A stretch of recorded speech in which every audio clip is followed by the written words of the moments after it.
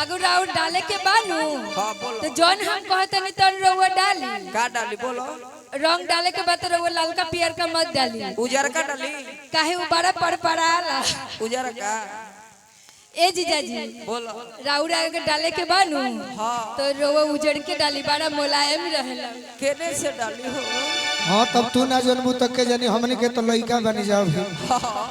कहतिया लइकी का कह अरे की पतिया के मानो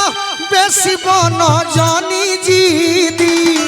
बोलो जानी दीदी हो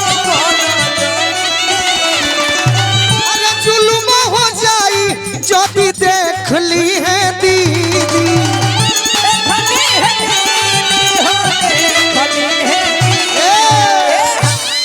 जदी दीदी देख ली है तो का हुई का हो अरे कैसिया हो पाई नहीं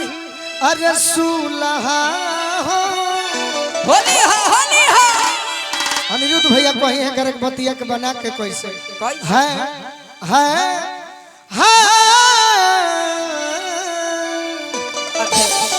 यही खातिर न बेचैन बाड़ो हां अरे बाही में झूलावे खाती झूला सुन दीदिया के झूला अरे बाही में झूलावे खाती झूला सुन दीदी आगे झूला अरे बाही में झूलावे खाती झूला सुन दीदी आगे झूला अरे बाही में झूलावे खाती झूला सुन दीदी होई रे होली हो चलिए अच्छा लागल तो भैया ताली बजा के आशीर्वाद दी केने कहनी एगो भैया जकिटिया वाली हमारा प्यार के बदला में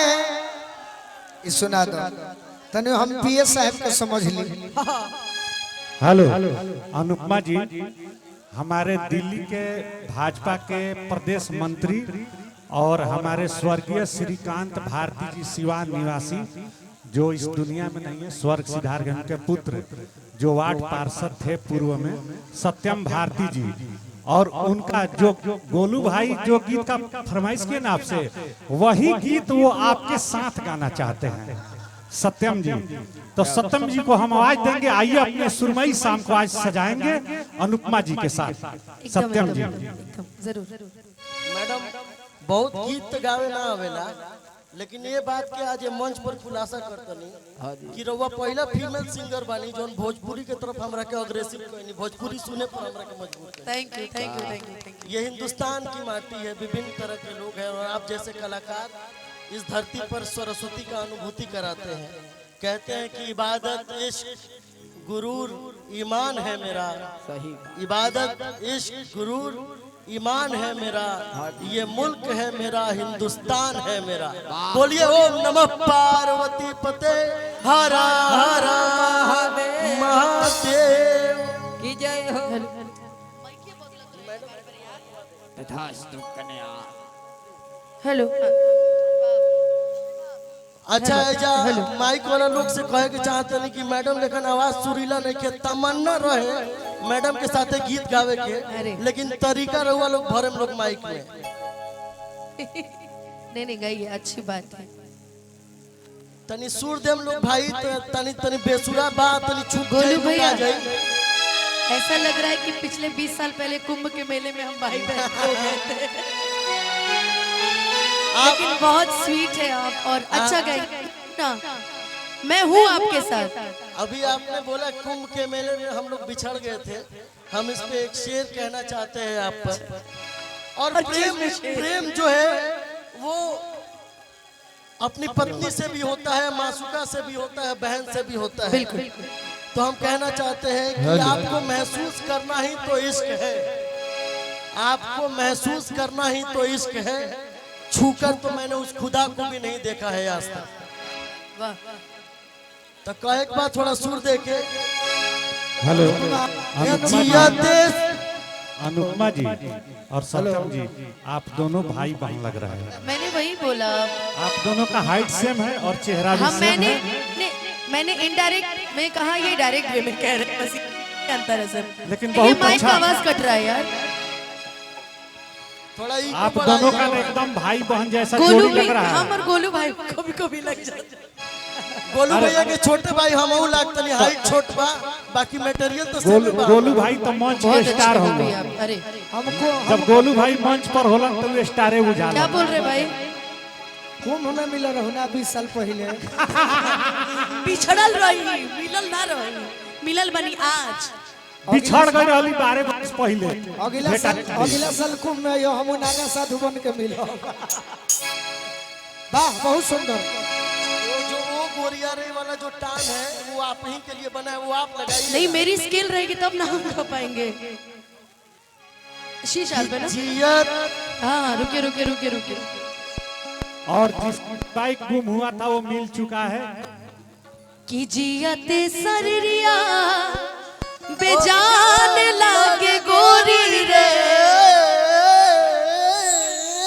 बस कि जियत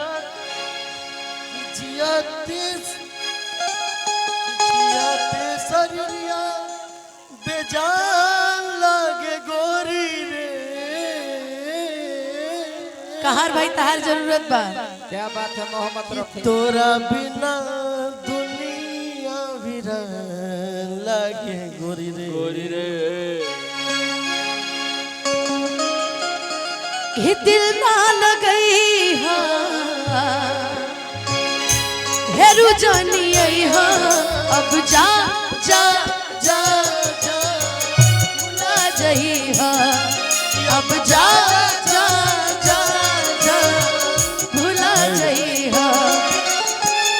ये दिल ना लगई हाँ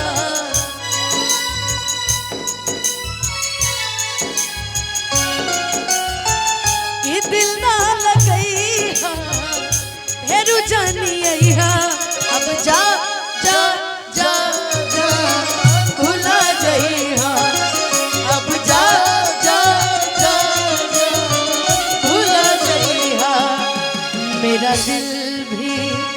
कितना पागल है ये प्यार तो तुमसे करता है मेरा दिल भी कितना पागल है ये प्यार तो तुमसे करता है और सामने जब तुम आते हो पर सामने जब तुम आते हो कुछ भी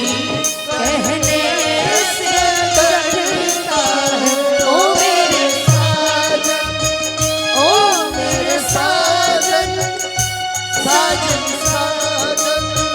मेरे साजन भुला जाई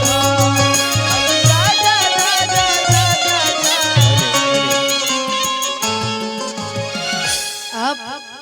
बहुत अच्छे गायक हैं ऐसा नहीं है थोड़ा बहुत भटक जाते हैं आप भी बाकी सब सही है जान ये जान रहे हैं क्या बोल रहे हैं कौन सा लाइन गाने के लिए बोल रहे हैं गोलू भैया ये इनसे नहीं होगा लेकिन मेरे से ही होगा वो। ना भैया जी ना पाए अगर साथ छूट जाए हो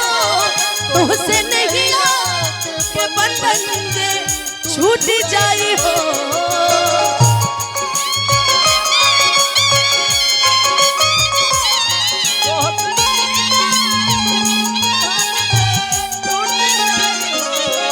मन के नगरी से सुख सारा लुट जाए हो साथ पाए बना तो किस्मत फूट जाए हो जान तू जान ला जा तोहरे में बार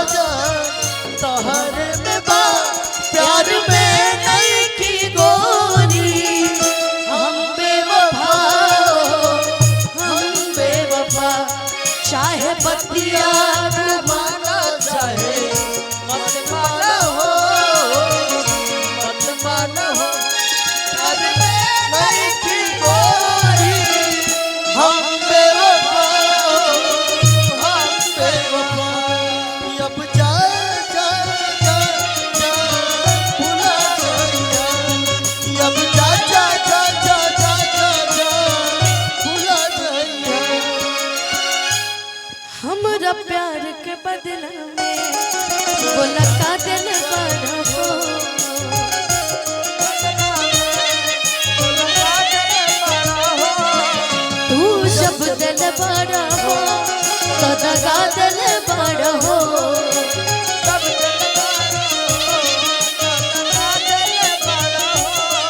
तू जब दिल बड़ा हो तो दगा दिल बड़ा हो तू जब दिल बड़ा हो तो दगा दिल बड़ा हो याद मत आई हो